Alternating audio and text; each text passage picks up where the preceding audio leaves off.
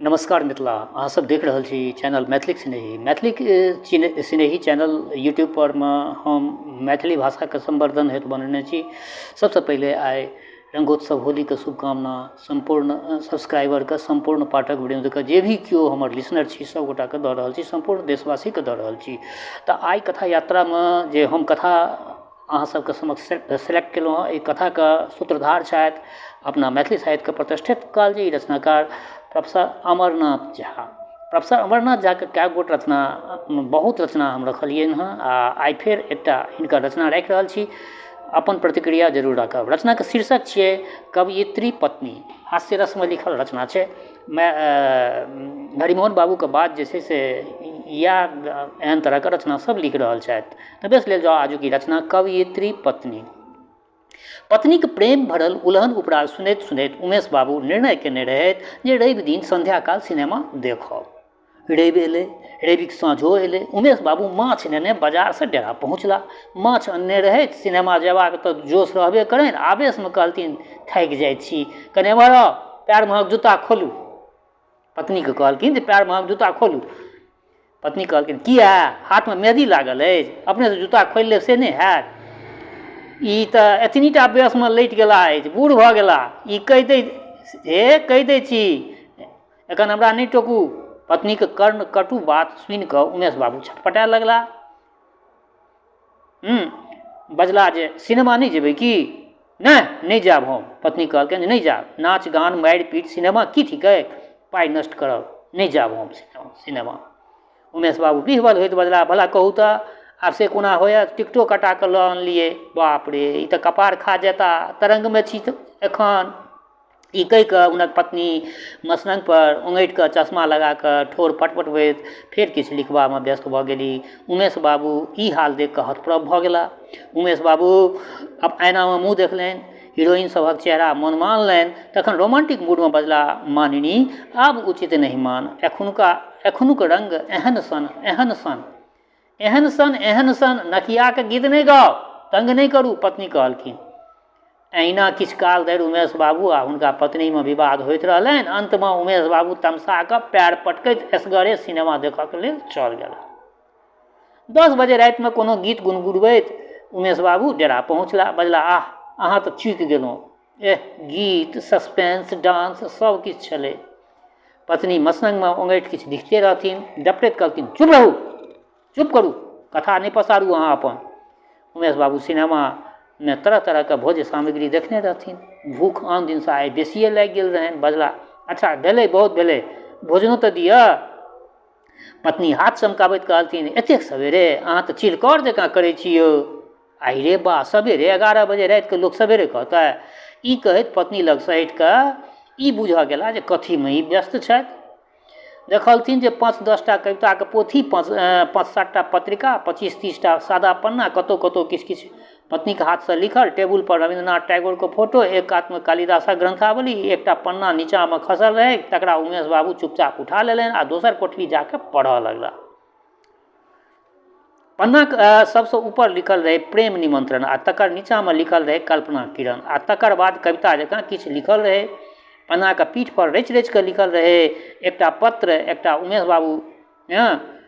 एकटा पत्र जकरा उमेश बाबू हिलैत आँखि से पढ़लनि। प्रिय संपादक जी, हम कल्पना के यथार्थ में आनैत छी आ यथार्थ के कल्पना में लऽ जाइत छी। प्रेमक सागर में छलकैत हमर भावना हमरा कवियित्री बना देलक अछि। आशा अछि प्रकाशित करब, सम्मति पठाबी, एम्हर आबी तऽ हमरे ओतऽ रुकी। पढ़ैत पढ़ैत उमेश बाबू के दिमाग छकराए लगलनि, आँखि झलफलाए लगलनि, हाथ से पन्ना उधिया कऽ खसि पड़लनि। उमेश बाबू के बुझबा में आबऽ लगलनि, मोन पड़लनि अरुणेश जी आ करुणेश जी।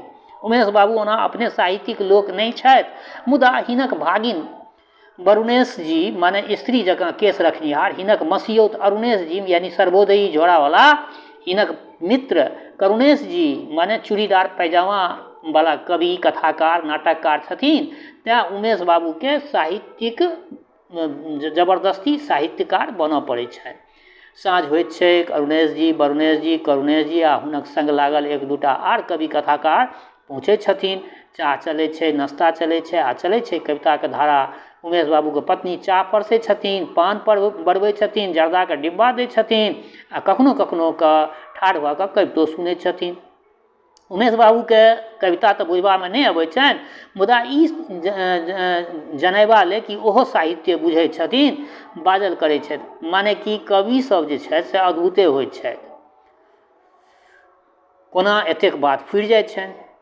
अरे कवि समाजक धाराके बदलि सकैत अछि। उमेश बाबूके ई रमन चमन नीक लगैत छनि आ एही रमन चमन एही धारामे कविता सुनैत सुनैत उमेश बाबूके पत्नी कल्पना दाइके, पहिने कल्पना देवी आब कल्पना किरण माने कवित्री भऽ गेलथिन अछि। उमेश बाबूके कने कविता उमेश बाबूके कने भीतर भीतर आनन्दो भेटलनि जे हुनक पत्नी आब किछु कहथिन, मुदा जखन कविता पढ़लनि, कविताके भावके गुनलनि तऽ धरती नचैत बुझना गेलनि। ओहि पन्नाके सबसँ ऊपर लिखल रहै प्रेम निमंत्रण आ नीचाँमे लिखल रहै श्रीमती कल्पना किरण। उमेश बाबू कविता पढ़ऽ लगला। बदलि बदलि कऽ प्रेम करै छी गंगा धार जकाँ, बाट तकै छी कहियासँ प्रेमी आउ हृदयमे अभिसार जकाँ, आँखिक भाषामे पत्र लिखै छी खुजल हृदयके द्वार जकाँ। एकर बाद उमेश बाबूके पढ़ल नहि गेलनि। प्रेम निमंत्रण सेहो अनका, ककरा, के थिको लम्पट, भेटतै तऽ एही डांगसँ ओकर टांग जाकि झमारलनि कि टेबुल पर राखल शीशाके लैंपमे लागि गेलनि पैर। लैंप खसि पड़लै, शीशा झन झन झनाक चकनाचूर भऽ गेलै। उमेश बाबूके भेलनि जे हुनको जीवन शीशेके बनल छै, चकनाचूर भऽ गेलनि। आवाज सुनि कऽ पत्नी दौड़लनि। ओ दौड़ले एलखिन पत्नी, शीशाके फूटल देख दलबलित करैत बजली, एहन अब डंगा लोक देखल नहि, कथुक लुरि नहि यऽ, पुरुष छियै कि बेलगौना यौ। उमेश बाबूके बेलगौना शब्द सुनि कऽ एतबा क्रोध भेलनि जे एखने ठोंट दबा कऽ मारि दिए। मुदा क्रोधे थर थर काँपैत ठाढ़ रहला, आँखि लड़बैत छथि, प्रेमक गीत लिखैत छथि, इश्कबाजी। बाप रे बाप, स्वैत नीति शास्त्रमे लिखल छै नारी साक्षात राक्षसी। मुदा फेर सोचलनि जे बदलैत परिस्थितिमे सोचि विचारि कऽ काज करबाक चाही। एम्हर शीशाके पत्नी उठबऽ लगलथिन तऽ ओ कवितावला पन्ना फेंकल देखलथिन। तमसाइत बजली, के कहलक आनैके लेल, जा ई तऽ पानि लगा देलथिन, अक्षरे सब कोनादन भऽ गेलै। हे हमर कागज पत्तर छुबाके साहस नहि करू अहाँ। उमेश बाबू एहि बात पर तिलमिला उठला, एना बदलि जायत, एहन बात तऽ उपन्यासेमे पढ़ै छलहुँ। इह, हमरा लगमे केहन मुँह धुआँ केने रहैत अछि आ अनका लगमे बेसैत रहैत अछि, की करी की नहि करी। अरे राम, इएह सब सोचैत कखनो एहि कोठली जाइत, कखनो ओहि कोठली जाइत, कखनो ई डायरी उल्टाबैत, कखनो देवालमे काँटी ठोकैत, कैलेंडर फाड़ैत। ओहि राति उमेश बाबूके भोजन 2:30 बजे रातिमे तैयार भेलै। आब सुनियौ, 3 बजेमे भोजन कऽ कऽ सुतऽ गेला, मुदा नींद होबे नहि करै छलनि। सोचऽ लगला जे ई सबटा फसाद कवि मंडलीके जुटान थी। कवि सभक कविता बाहरे कतहु सभा सोसाइटीमे सुनी, घरमे कथमपि ओकरा सबके प्रवेश नहि देबाक चाही, ओकरा सबक आँखि ठीक नहि होइ छै। अरे कालिदास विद्यापतिके हिस्ट्री उनटा कऽ देखियौ, लफड़बाजी छोड़ि कऽ आर किछु नहि भेटत। काल्हिसँ साफ शब्दमे कवि महोदय सबके कहि देबनि, सम्बन्धित थिका तऽ थिका, एहि सबमे फ्रैंके रहबाक चाही। जखने ई झोरा झपटावला सब पहुँचैत छल तखने हमरा चेत जेबाक चाही छल।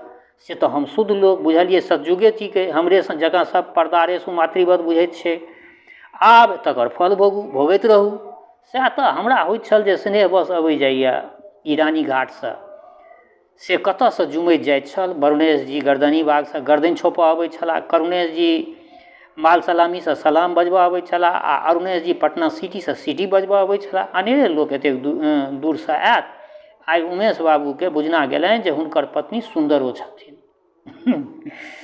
इह, वरुणेश जी कोना हँसि हँसि कऽ तरहत्थीसँ जर्दा लैत छलाह आ करुणेश जी कोना अङ्गुरी सटा कऽ पान लैत छलाह। छी लम्पटसँ, आब औता तऽ सोझे मुँहमे उके लगा देबनि, अपने हसारात होयत, नहि तऽ तीनू गोटाके केस मुड़वा कऽ 3टा गदहा पर बैसा कऽ पटना बुला दितियनि। इएह सब सोचैत उमेश बाबूके कखन नींद भऽ गेलनि से बुझना नहि गेलनि। दोसर दिन साँझमे अछरैत पछरैत उमेश बाबू झोरामे तरकारी लेने डेरा पर पहुँचला।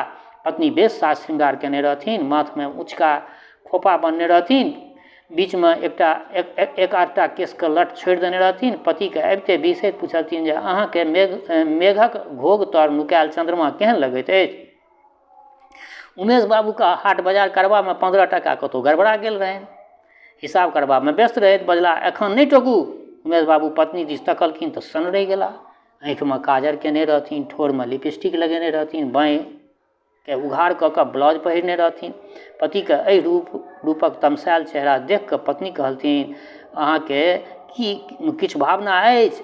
हमरा तऽ ओहन पुरुष चाही जकरा आँखिमे प्रेमक सागर छलकैत हुए, हमर पैर जमीन पर नहीं आकाश में हो आ हम उड़ल जाए। आहा बड़ा सुंदर कविता भऽ गेल। चट द कागज ला कलम निकालि कऽ बैस गेली, किछु काल में गुनगुना कऽ पढ़ऽ लगली।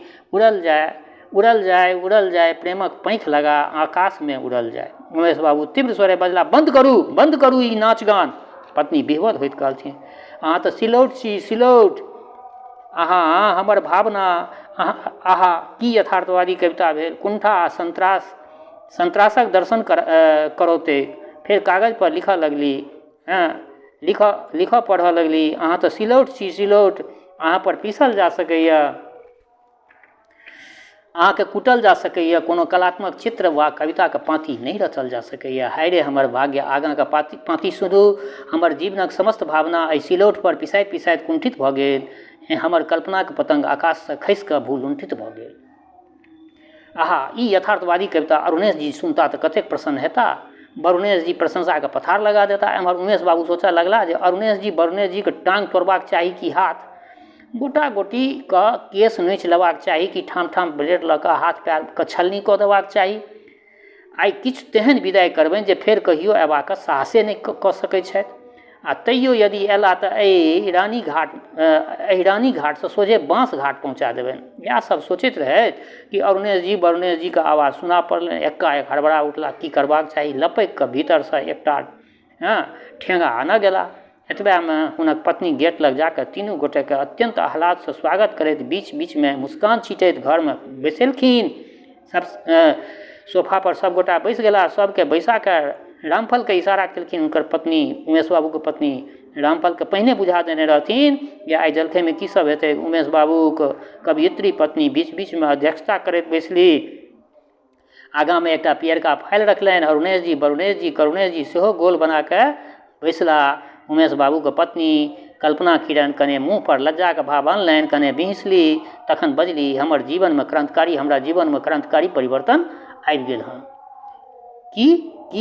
की 3टा स्वर एके बेर गुंजल। तीनू करुणेश सब बाजि उठला। कल्पना किरण केसक एकटा लट हाथमे लऽ कऽ आँखि नचबैत बजली आब हम जे छै से कल्पना दाइ नहि कल्पना किरण भऽ गेल छी।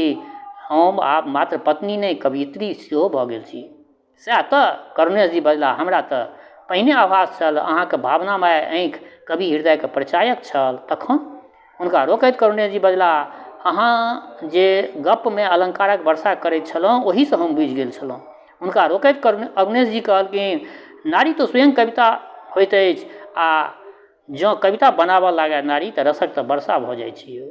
रसक वर्षा हाँ कियाक ने एक कातमे दुबकि कऽ बैसल उमेश बाबू सोचैत छथि निर्लजताके परिसीमा, ऊपरसँ शुभ्र साब्र आ भीतरसँ कतेक मैल। अनकर स्त्रीके उड़ाबऽमे कनिको लज्जा एकरा सबके होइ छै निर्लज्जा सबके। ई की अछि तऽ कल्पना किरण नाम बदलैए, कविता बनबैए, कविता रंगबाजी रुकू ने आइए राति जब्बह कऽ देबै। एम्हर रामपाल नाश्ताके प्लेट पथार लगबऽ लगला। कल्पना किरण मुस्कुराइत बैसल रहली, एकटा मुरब्बा मुँहमे दैत करुणेश जी अकछकाके बजला उमेश बाबू अहाँ नहि खायब। उमेश बाबूके भेलनि जे केओ गोली दागि देलक अछि। बजला नहि खायब। उमेश बाबू बजला नहि खायब, माथमे दर्द अछि। एम्हर कल्पना किरण नौकरसँ एक गिलास पानि मंगवा कऽ पीलनि, पियरका फाइल खोललनि। तखन बजली इएह रहल कविता। ई कहैत आगाँके केसके पाछाँ लऽ अनलनि आ पाछाँके केसके आगाँ लऽ अनलनि। माने बैसले बैसल थिरकि उठली। अरुणेश जी बजला तखन तऽ आइ कविताके धारा प्रभावित भऽ जाय। कल्पना किरण हाथमे कविताके पन्ना लेलनि आ तखन बजली हम कवियत्री कोना भेलहुँ तकर परिचय एहि कवितामे होयत सुनू। तीनू कवि गाल पर हाथ राखि कऽ सुनऽ लगला। कल्पना किरण पढ़ऽ लगली अपने आगिमे जरैत छी, हम आगि बनि गेल छी। न पझाइत छी न बिझाइत छी, बस केवल आगिक ज्वाला जकाँ जीवनक रेखा पर क्रांतिक शोला बनि गेल छी। वाह वाह वाह, थैहर थैहर भऽ गेल। उमेश बाबूके बुझना नहि गेलनि जे एहि भयंकर आवाज पर की करी। चट द दुनू कान में अंगुरी पैसा लेलनि उमेश बाबू। एम्हर करुणेश जी एकटा रसगुल्ला मुँह में दैत बजला, कविता की प्रवाह, की शब्द, की विन्यास, हाय रे हाय, सुनिते बने। अरुणेश जी हलवा खाइत बजला, ई तऽ अहाँ तऽ सुभद्रा कुमारी चौहानके जीत लेलहुँ। वरुणेश जी चम्मच लऽ कऽ रसमलाई खाइत बजला, की कविता, की छटा, सुनो तेरी कविता तो चांदनी रात को भी ठुकरा दूं, तेरी कविता तो चांदनी रात को भी ठुकरा दूं। पूर्ति केलथिन अरुणेश जी, किसी रूपसी की रस भरी बरसात को भी ठुकरा दूं। तीनू गोटे हवा में हाथ लहरौलनि, खूब रहल खूब रहल। उमेश बाबू हतप्रभ भऽ उठला, कुफरल चल जाइत जे सब बीच छाती पर उड़ीद दरड़ि रहल अछि। आँखिक सोझामे डकैती, एकरा की कहबै, अयासी नहीं तऽ आर की। वरुणेश जी के तेहन भाई संगे मुकदमा में ओझरा देबनि जे कविता कविते रहि जेतनि। आ करुणेश जी कने साइन पर नहीं चढ़ला अछि। एजी ऑफिस में काज करैत छथि। अच्छा, CBI वाला अपने आदमी छथि, विपैत में काज नहीं हेता तऽ कहिया हेता। रुकू, घूस लैत रेड हैंडेड पकड़ा देबनि हिनका। तखन जहल में कविता लिखैत रहियथि। आ अरुणेश जी हिनका तऽ काल्हिए पैरवी करा के ट्रांसफरे करवा देबनि। तखन रांची में करैत रहियथि रस वर्षा। एकर सभक बिना सोचने घर से एकर सभक बिना सोचने धर से मूड़ी के अलग कऽ देबाक चाही। उमेश बाबू मने मन सोचै छै धर से मूड़ी के अलग कऽ देबाक चाही।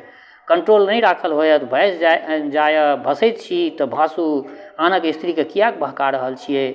अरे ओते कियाक, एखने चौखटि लग में 3टा काँटी उनटा के घोपि दियौ, जा कि जा लगता कि चुभ द पैर में गड़ि जेतनि।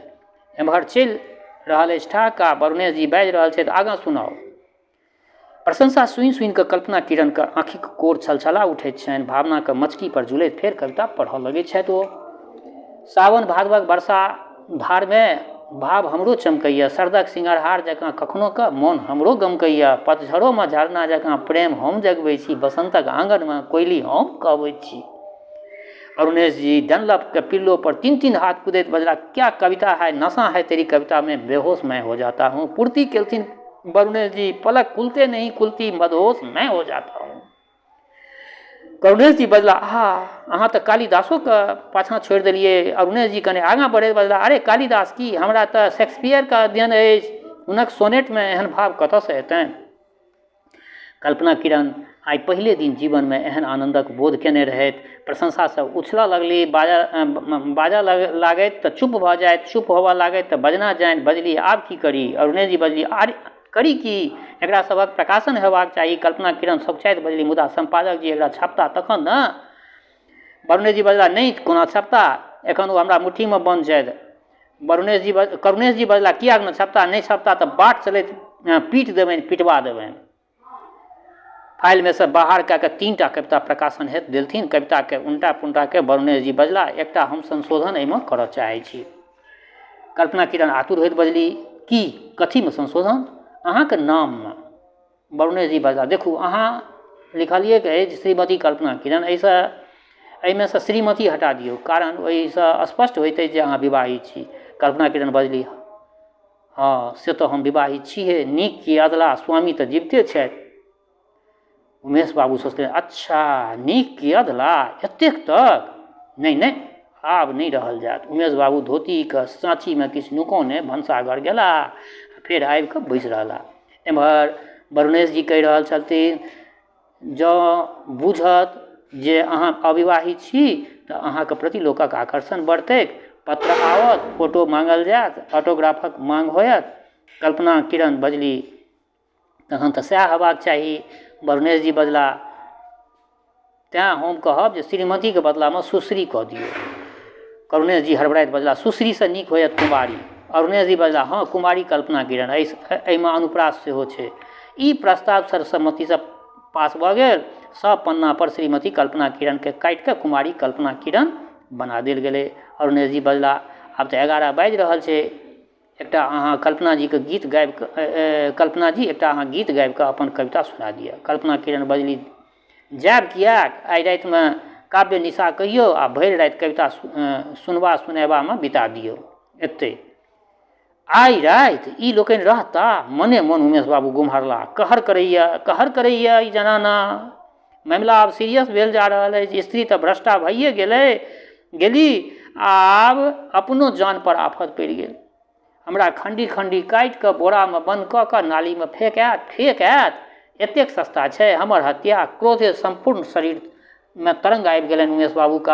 आगिमे लोहाके लाल कऽ फाँड़ बन्हने ओकरा भजैत घर अयला। लोहाके आगिमे धीपाके लाल कए कऽ भजैत घर अयला। तांडव नृत्य करैत बजला, आवारा गुंडे करब, लोहा धीपाके दागि देब, एहन दागब जे भरि दिन जन्म ओ दाग रहबे करत। ई हाल देख कऽ करुणेश जी जहिना छला तहिना पड़ेला। अरुणेश जी के हैंडबैग छूटि गेलनि। अरुणेश जी देश से जैकेट निकालि कऽ खुट्टी पर टंगने रहे से टंगले रहि गेलनि। करुणेश जी अपन छूटल कविता के फाइल लेबऽ अयला कि लाल लोहा के देख कऽ फेर पड़ेला आ हुडुकमे माथ ठेक गेलासँ एकटा बड़का टा टेटर भऽ गेलनि। कवित्री पत्नीके चौन आबि गेलनि। उमेश बाबू डेराके अगिला मोड़ धरि अभद्र बात कहैत लोहा भजैत पछुएलथिन हुनका सबके। पड़ोसक किछु लोकसभ सेहो जुटि गेलै। लोकसभ कनफुसकी करऽ लगलै। उमेश बाबू आवेगमे बड़बड़ाइत रहला। एहि घटनाके किछु दिनक पश्चात सकरीके सड़क पर एकटा टमटम चल जाइत रहै। टमटमक आगाँमे पूब मुँहे उमेश बाबू बैसल रहथि आ टमटमक पाछाँमे पश्चिम मुँहे उमेश बाबूके पत्नी बैसल रहथिन। उमेश बाबू 1 महीनाके छुट्टी लऽ कऽ पटनासँ गाम आयल छथि। सोचने छथि जे गाममे पंडित सबसँ पत्नीके देवी भागवत रामायण गीता पुराण सुनबेथिन। उपदेशक सबसँ स्त्री धर्म, पतिव्रता धर्म, पति परमेश्वर रहस्य संबंधी उपदेश सुनबौथिन। तकरा बाद तीर्थाटनमे विदा हेता। बाबाधाम, जगन्नाथपुरी, हरिद्वार, घुर्तीमे, काँकेमे सेहो हिनका जचबेथिन पत्नीके। टमटम चलि रहल छल। टप टप टुनुर टप टप। उमेश बाबूके अहियोमे कविताके आनन्द भेटऽ लगलनि। कविताके भास हेबऽ लगलनि। हड़बड़ीमे आँखि आ कान दुनू मुनि लेलनि आ हड़बड़ीमे आँखि आ कान दुनूके मुनऽ अथक प्रयास उमेश बाबू केलखिन। तऽ बेस श्रोतागण, आइ हिनकर ई एकटा हास्य व्यंग्यसँ परिपूर्ण रचना रखलहुँ हँ। केहन लागल अपन प्रतिक्रिया जरूर लिखब। दोसर बात, जँ केओ गोटा नव छी, हमरा ई चैनल पर सब्सक्राइब नहीं केने छी, सब्सक्राइब कऽ लिअ। चैनल सब तरहके मैथिली रचना, हिंदी रचना, सब रचना जे छै साहित्यिक रचना हमरा ई चैनल पर उपलब्ध अछि। जनक नंदिनी जगदम्बाके कृपा अहाँ सब पर बरसैत रहै। शुभकामनाक संग जय मिथिला, जय मैथिली।